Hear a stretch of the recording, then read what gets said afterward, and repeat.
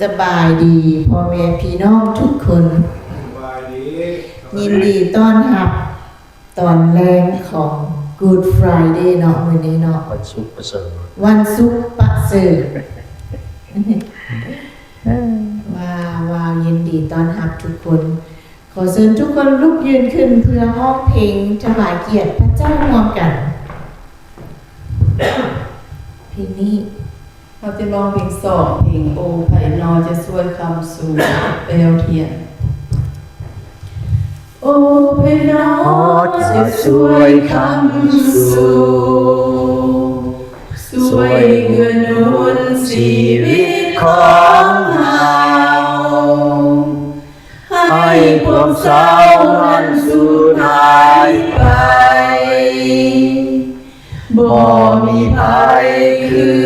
พระเยซูเป็นด้วยหักเปลี่ยนล้นทวีบ่เคยมีผู้ใดผิดหวังข้าเฝ้าพระเยซูเจ้าผู้บรรเทาคว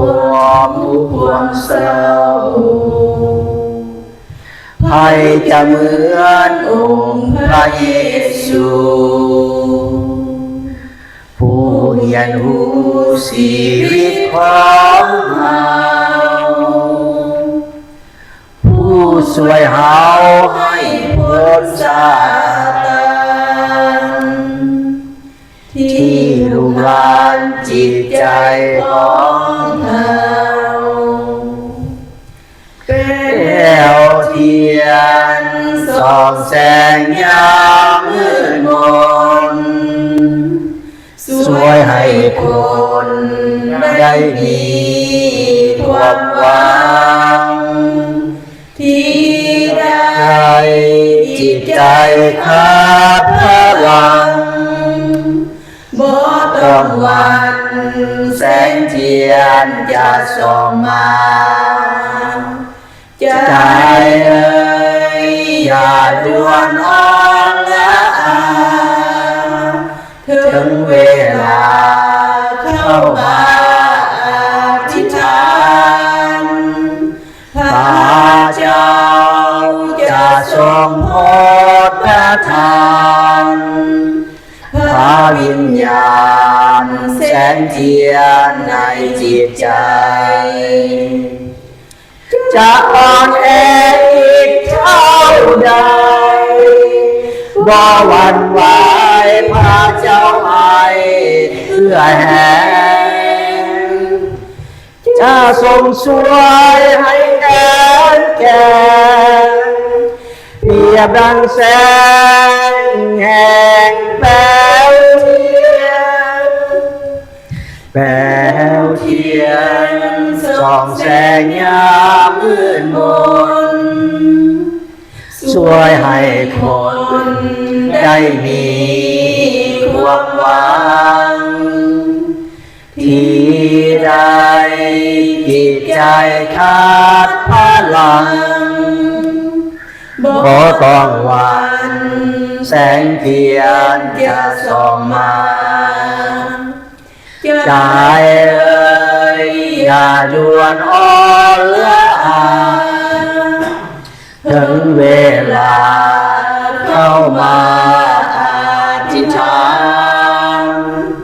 พระเจ้าจะทรงโปรดประทานพระวิญญาณแสงเทียนในจิตใจจะอ่อนแออีกเท่าใดบ่หวั่นไหวพระเจ้าให้เอื้อแห่จะทรงช่วยให้แก่เปรียบดังแสงแห่งแป้วเทียนแห่งแป้วเทียนสรรเสริญองค์พระผู้เป็นเจ้าขอบพระคุณพระองค์ในวันนี้พระองค์เจ้าได้เข้ามา ให้ลูกได้เข้ามานมัสการในสุขประเสริฐสุขอันแสนที่ประเสริฐในแรงวันนี้พระเจ้าพระบิดาขอพระองค์เจ้าทรงประทานเปิดจิตเปิดใจลูกประทานแสงสว่างให้ลูกได้เห็นให้ลูกได้รู้ถึงพระคำอันที่ลึกลับของพระองค์ด้วยลูกมอบเวลานี้ให้เป็นเวลาของพระวิญญาณบริสุทธิ์นำพาลูกสรรเสริญลูกขอบคุณในนามพระเยซูคริสต์เจ้าเอเมนขอเชิญทุกคนนั่งลงต่อไปอ่านพระคัมภีร์ภาษาอังกฤษไอ้บ้าภาษาลาวกันหน่อย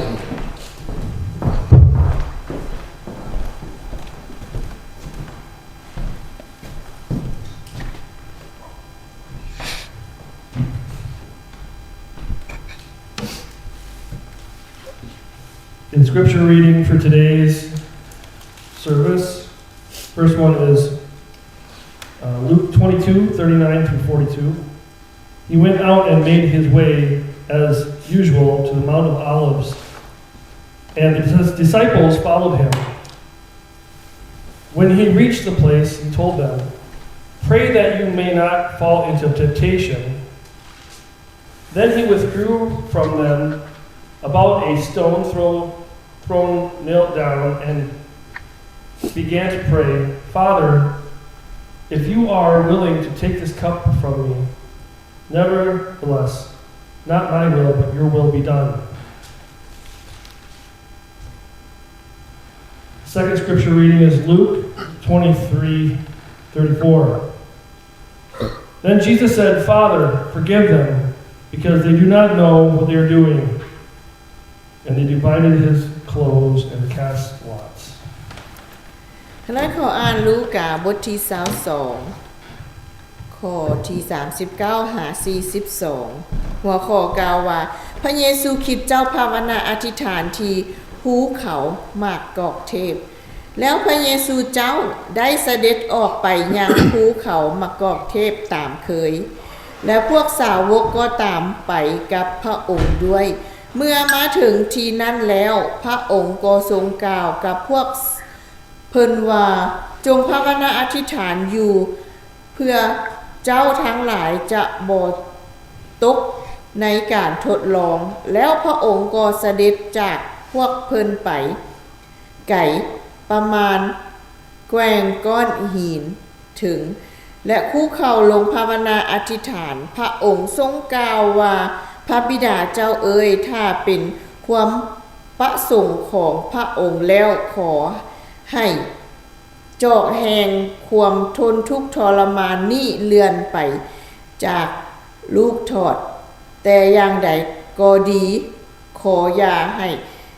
เป็นไปตามความปรารถนาของลูกแต่ขอให้เป็นไปตามความพระประสงค์ของพระบิดาเจ้าเถิดบทข้อต่อไปลูกาบทที่23ข้อที่34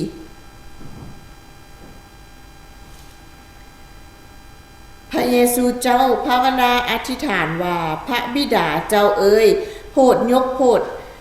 โทษให้พวกข้าน้อยด้วยเถิดเพราะพวกเขาบ่ฮู้จักว่าพวกเขากำลังเฮ็ดหยังขอบพระคุณพระองค์มีเพลงพิเศษต่อไปมาฟังเพลงพิเศษเพลง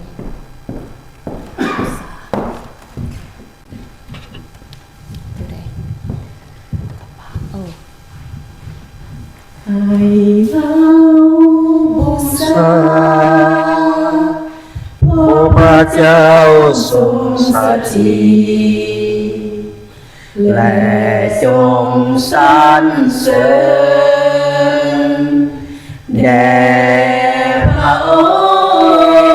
งค์ผู้สร้างฟ้าและสวรรค์ผู้ทรงสร้างแผ่นดินสร้าง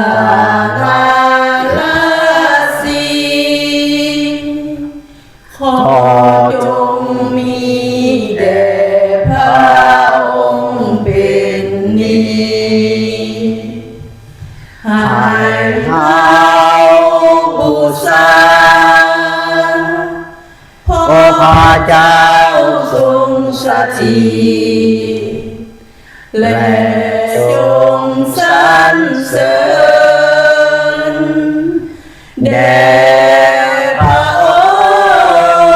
งค์ผู้สร้างฟ้าและสวรรค์ผู้ทรงสร้างแผ่นดินสร้างอาลาสีขอจงมีแด่พระองค์เป็นนิจขอบคุณพระเจ้าขอเสียงเพลงนี้เป็นที่ถวายเกียรติแด่องค์พระผู้เป็นเจ้าต่อไปขอเชิญอาจารย์บุญเพชรขึ้นเทศนา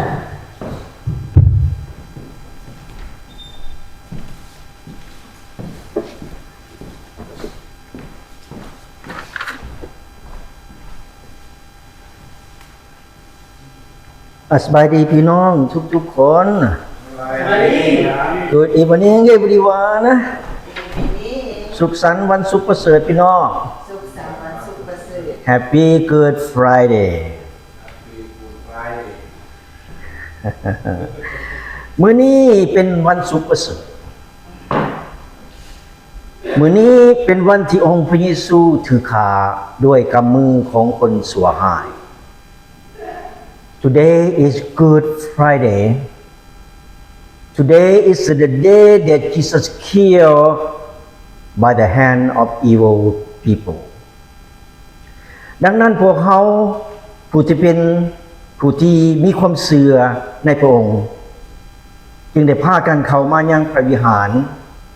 เพื่อมาแสดงความเศร้าโศกเสียใจในการตายขององค์พระเยซูToday we are faith people.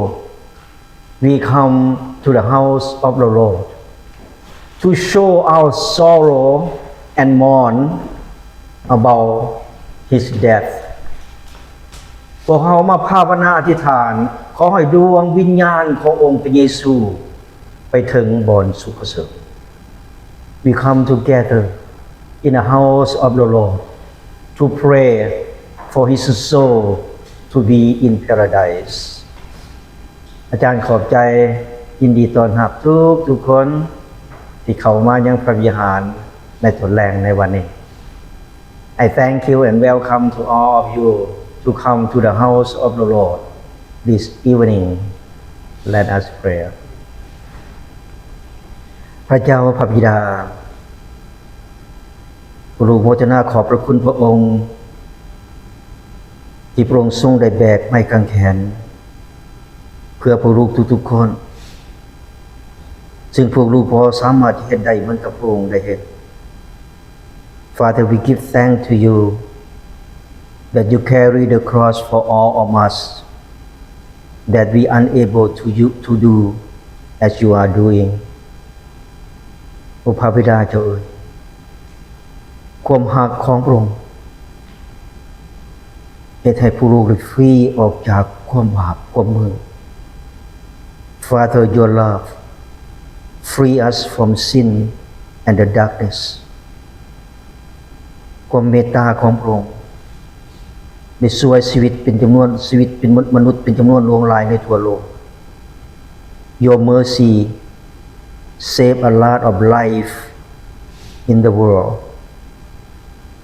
ความทนทุกข์ทรมานความเจ็บปวดของพระองค์เป็นบทเรียนอันล้ำค่าให้กับพวกลูกลืมสิ่งดังกล่าวอยู่บ่ได้ Your painful your torture that was very good lesson to all of us we cannot forget this ขอบคุณสำหรับความดีของพระองค์ให้สำหรับพวกลูกทุกๆคน Thank you for your goodness that you give to all of us ผู้รู้ความกันภาวนาอธิษฐานมายังพระนามขององค์พระมหาเยซูคริสต์เจ้า Amen We pray together in your name Jesus Christ our Lord Amen วันนี้อาจารย์จะแบ่งปันเกี่ยวกับเรื่องการสิ้นพระชนม์ขององค์พระเยซู Today I will share about the death of Jesus อาจารย์จะเริ่มอยู่ในพระคัมภีร์ลูกาบทที่22และก็ต่อไปบทที่23 I will begin in the Gospel of Luke chapter 22 and continue to 23 แต่เดี๋ยวนี้อาจารย์จะอ่านพระคัมภีร์ลูกาบทที่22ข้อ42เท่านั้น But now I just read the Gospel of Luke chapter 22 verse 42 เป็นว่าจังซี่พระองค์กล่าวว่าพระบิดาเจ้าเอ๋ยถ้าเป็นความประสงค์ของพระองค์แล้วขอให้จอกแห่งความทนทุกข์ทรมานนี้เลื่อนไปจากลูกเถิดแต่อย่างใดก็ดีขออย่าให้เป็นไปตามความปรารถนาของลูกแต่ขอให้เป็นไปตามความประสงค์ของพระบิดาเจ้าเถิด Luke 22:42 Father, he said, if you will take this cup of suffering away from me, not my will, however, but your will be done. พ่อแม่พี่น้องที่รักองค์พระเยซูพระองค์ภาวนาอธิษฐานถึงพระบิดาที่สวรรค์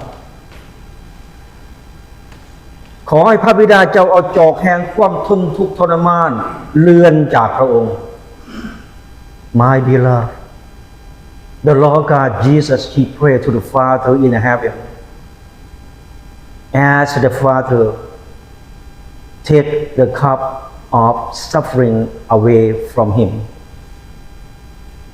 แต่จอกยังอยู่บนเขาพี่น้องจอกบ่เลื่อนไปไสเลย But the cup stay still.The cup of suffering did not move at all นั่นหมายความว่าองค์พระเยซูต้องปฏิบัติตามแผนการของพระเจ้าทุกอย่าง That means Jesus must to follow God's plan from the heaven องค์พระเยซูรู้แล้วว่าเหตุการณ์ที่เกิดขึ้นกับพระองค์ The Lord God Jesus, he already know.What can happen to him หลังจากที่องค์พระเยซูอธิษฐานจบแล้วพี่น้องพวกเฒ่าแก่พวกธรรมจารย์ประชาชนนำโลยูดาห์ก็เข้ามาสถานที่นั้นเพื่อมาจับองค์พระเยซู After he finished prayer the elder the teacher of the law the people led by Judas they came to the place ที่เปลี่ยนใจกลับใจเขามาเชื่อในองค์พระเยซูวันนี้องค์พระเยซูจะอยู่กับพวกเรา anyone or everyone who repent and come to the Lord today Jesus will be with us will be with the people who come to him and save วันนี้ก่อนลมหายใจครั้งสุดท้ายองค์พระเยซูได้ห้องขึ้นไปถึงพระบิดา before last his breath Jesus cried out to the Father in heaven พระองค์กล่าวว่าพระบิดาเจ้าเอ๋ยโปรดยกโทษให้พวกเขาด้วยเถิดเพราะพวกเขาบ่รู้จักว่าพวกเขากำลังเฮ็ดหยัง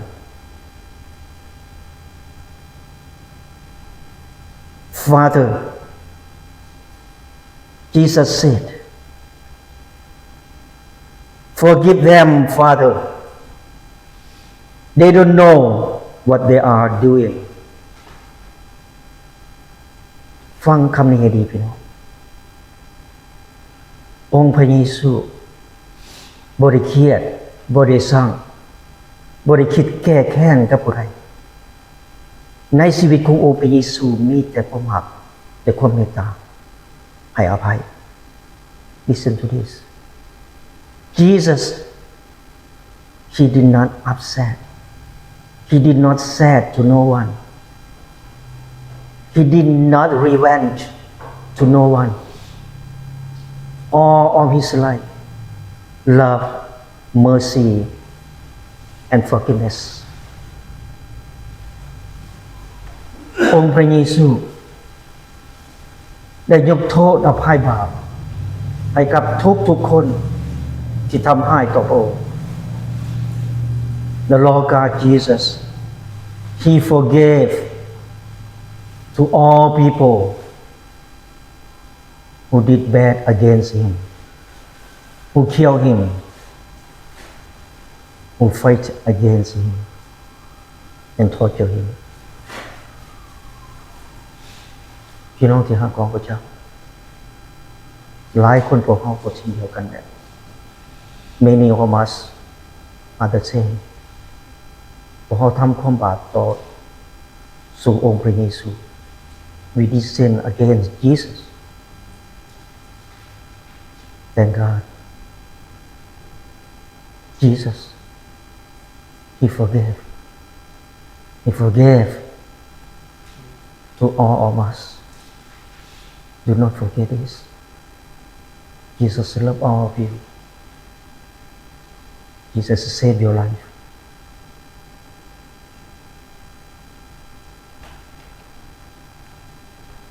พอเวลาเที่ยงพี่น้องและองค์พระเยซูก็ห้องขึ้นไปหาพระบิดาเจ้าอีกครั้ง Then Jesus he cried out to the Father one more time.พระบิดาเจ้าเอ๋ยลูกขอมอบจิตวิญญาณของลูกไว้ในกำมือของพระองค์ Father in your hand I place my spirit He said this and died พ่อแม่พี่น้องที่รักองค์พระเยซูพระองค์บ่ได้เรียกร้องให้มนุษย์ช่วยเหลือชีวิตของพระองค์My beloved, the Lord God Jesus, He did not ask no one on earth to save His life like you and me. แต่องค์พระเยซูห้องขึ้นไปหาพระบิดาเท่านั้นสิช่วยเหลือจิตวิญญาณของพระองค์ไปบนที่สุขเสริญ But Jesus He cried out only to His Father in heaven to save His soul จำไว้ให้ดีพี่น้องที่รักของพระเจ้ามนุษย์บ่มีไผช่วยวิญญาณของพี่น้องได้นอกจากพระบิดาองค์ทรงสถิตอยู่ทั้งสวรรคสถานช่วยวิญญาณของพี่น้องได้ Remember this no human being can save your soul.Only the Father in heaven can save your soul after you die. Then He will take your soul in paradise with Him. No one else on earth.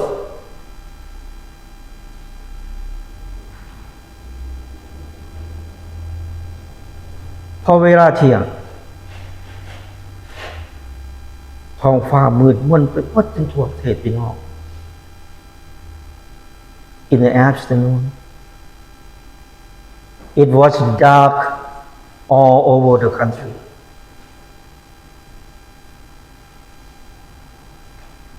เมื่อเวลา3 โมงพระองค์สิ้นใจตาย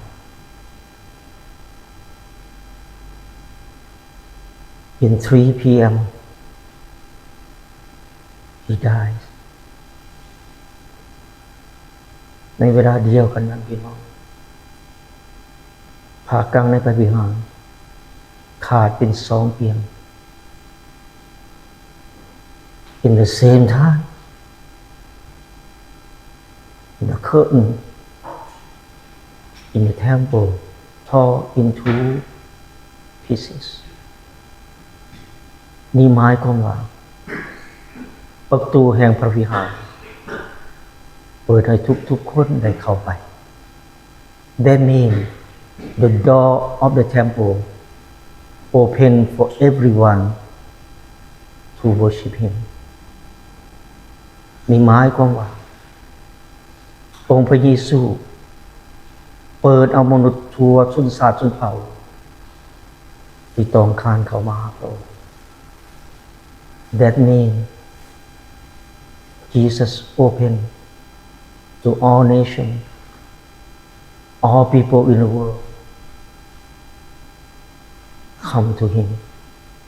ถ้าองค์พระเยซูบ่เปิดประตูอาจารย์สว่าพวกเขายังตกอยู่ในความมืดอยู่คือเก่า If Jesus he did not open the door for us I believe we still in the darkness we are still in sin ดังนั้นขอพระคุณองค์พระเยซูแล้วทหารก็ได้เอาหอกแท่งขางขององค์พระเยซูเลือดขององค์พระเยซูหลั่งไหลอาบแผ่นดินพี่น้อง Then the soldier step on his side his blood flow all over on the ground จำไว้ดีพี่น้องที่รักของพระเจ้าเลือดขององค์พระเยซูเป็นเลือดที่บริสุทธิ์ที่สุดเป็นเลือดให้อภัย Remember this the blood of Jesus is pure blood blood of love blood of mercy blood of forgiveness เลือดขององค์พระเยซูเป็นเลือดแห่งความรักเป็นตัวการเจ็บเป็นของมนุษย์ The blood of Jesus is the blood of love heal sickness and illness เลือดขององค์พระเยซูล้างความบาปและความชั่วร้ายของเราทุกคน The blood of Jesus wash away the sin wash away the sin and evil from all of us พวกเรามานั่งอยู่ที่นี่ได้พี่น้องเป็นคนดีโดยเลือดขององค์พระเยซูสำระล้างพี่น้องนั่นแหละ We come in here in the temple of God because the blood of sin the blood of Jesus clean your sin จำไว้ให้ดีองค์พระเยซูแบกไม้กางเขนเพราะพระองค์ทรงรักพี่น้องทุกคน Remember this Jesus he carried the cross because he loved all of us and the whole world พระองค์ยอมสละชีวิตของพระองค์เพื่อปลดปล่อยพี่น้องออกจากความบาป He sacrificed himself because he wants to redeem all of you out from sin พระองค์เสียสละชีวิตของพระองค์เพื่อช่วยเหลือชีวิตของมนุษย์ให้ออกจากความมืด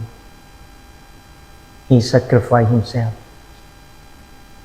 because he wanted to save people to take away from the darkness and sin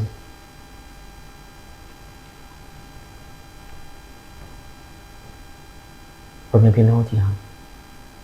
จำไว้ให้ดีองค์พระเยซูตายเพียงแต่หางกายเท่านั้นแต่ดวงวิญญาณของพระองค์ยังมีชีวิตอยู่และก็อยู่กับเราในปัจจุบันนี้สิ่งเดียวกัน Remember this Jesus died only his body but his soul still with us, still living with us, and He's still alive พ่อแม่พี่น้องที่รักของพระเจ้าแล้วพวกเขาก็เอาประสบพระองค์พระเยซูไว้อยู่ที่น้อง then they put his body in the tomb พ่อแม่พี่น้องที่รัก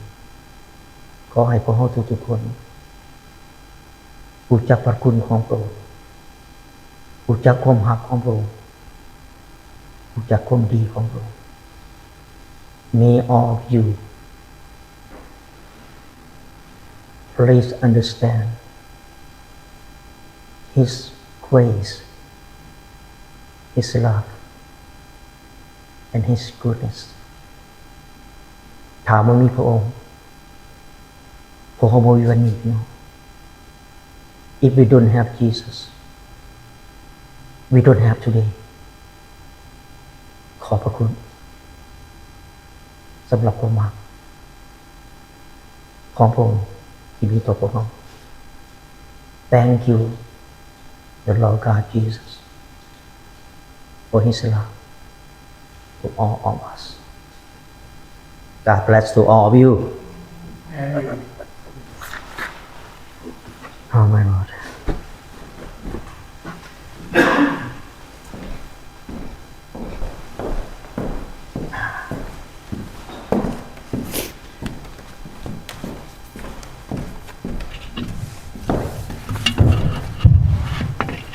เชิญทุกคนลุกขึ้นขึ้นห้องเพลงแล้วนมัสการพระเจ้าพร้อมกันอีกครั้ง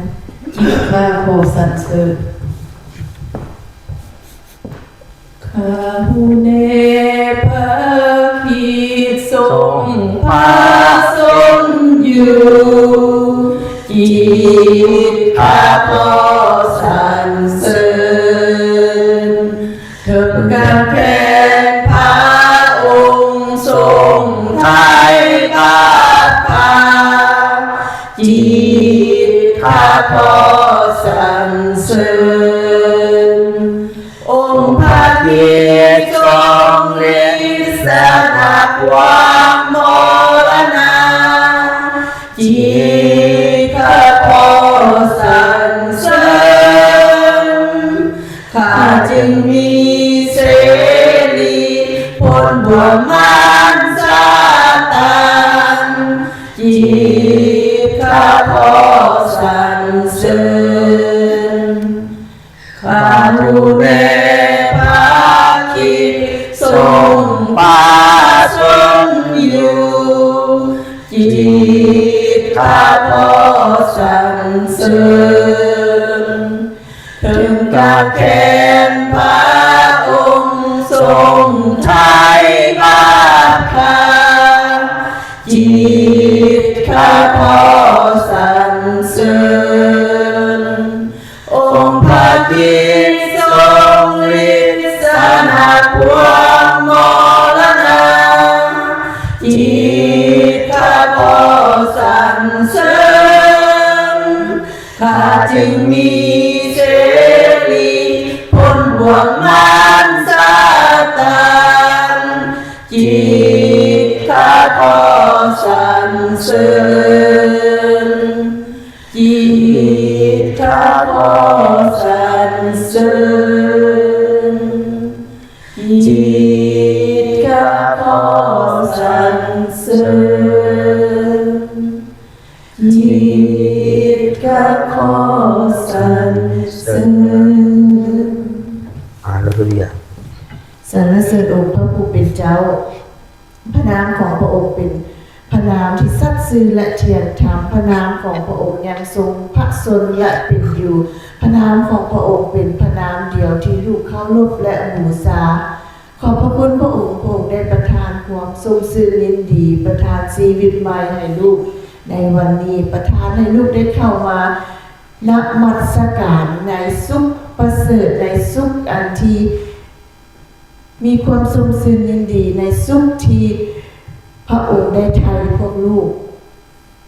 ขอบคุณพระองค์ที่ประทานให้ลูกได้มี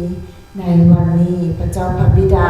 ขอพระองค์เจ้าทรงสืบต่อและรักษาพวกลูกในการดำรงชีวิตประจำวันในการรับใช้องค์พระผู้เป็นเจ้าด้วยความเข้มแข็งพระเจ้าพระบิดาขอพระองค์เจ้าทรงสืบต่อนำพาลูกนำทางลูกไปทางที่ชอบธรรมและปกปักรักษาลูกออกจากมารซาตานสิ่งชั่วร้ายใดๆพระเจ้าพระบิดาเพราะพระองค์ผู้เดียวเท่านั้นที่เป็นกำลังของลูกพระองค์ผู้เดียวเท่านั้นที่เป็นพระผู้ช่วยบ่มีน้ำอื่นใดในทั่วใต้ฟ้านี้ที่ทรงประทานปกปักรักษาคุ้มครองลูกได้พระเยซูพระองค์ผู้เดียวลูกสรรเสริญลูกขอบพระคุณในพระนามพระเยซูคริสต์เจ้าเอเมนต่อไปขอเชิญอาจารย์เป็นเพลงเอาอธิษฐานพร้อมกันเนาะ Let us pray together พระเจ้าพระบิดาผู้มีความชื่นชมยินดีที่เขามายังพระวิหารเพื่อมาแสดงความโศกเศร้าเสียใจในการสูญเสียชีวิตของพระองค์ Father, we are so happy and joy to come to the temple to show our sorrow and mourning about your death แต่ผู้ลูกเชื่อว่าพระบิดาเจ้าพระองค์จะกลับคืนสู่ชีวิตหลังจากความตาย and we believe you will come back to life after death เพราะฤทธิ์อำนาจของพระองค์เหตุได้ทุกสิ่งทุกอย่าง because your power can do everything ชื่อเสียงของพระองค์พระบิดาเจ้าก้องไปทั่วทั้งโลกพระองค์สิ้นพระชนม์ในมื้อนี้แต่พระองค์จะกลับคืนสู่ชีวิตในมื้อต่อไป Your name all over the world You die today You will come back in few days According to the Bible from Matthew Marco Luca and John According to the Gospel of Matthew Mark Luke and John ที่องค์พระเยซูได้บอกทุกๆคนให้รู้องค์พระเยซูจะกลับคืนสู่ความตาย He told all of his disciples and all believers like all of us in here He will come back to life again after death โอ้พระบิดาเจ้าเอ๋ยมื้อนี้ผู้ลูกเข้ามายังพระวิหารขอพระองค์เจ้าทรงสืบต่ออวยพรผู้ลูกทุกคนผู้ที่มีความเชื่อในพระองค์ Father today we come to the temple may you Father continue to bless to all of us พระเจ้าพระบิดาขอพระองค์เจ้าทรงสืบต่อให้พวกเราให้พวกลูกได้มีความเชื่อที่เข้มแข็งรับใส่เวียกงานของพวกเจ้าอย่างเข้มแข็ง Father may you bless to all of us to have strong in faith and serve you อธิษฐานในการกับเพื่อนกับสารก็ดีพระเจ้าพระบิดาขอพระองค์เจ้าทรงอวยพรปกป้องรักษาความคุ้มครองความปลอดภัยให้กับทุกๆคนในเถิด Pray for all people who drive back home may you Father protect them safety come from you ผู้รู้ความกันภาวนาอธิษฐานมายังพระนามขององค์พระมหาเยซูคริสต์เจ้า Amen We pray together in your name Jesus Christ our Lord Amen จงอวยพรพี่น้องทุกคน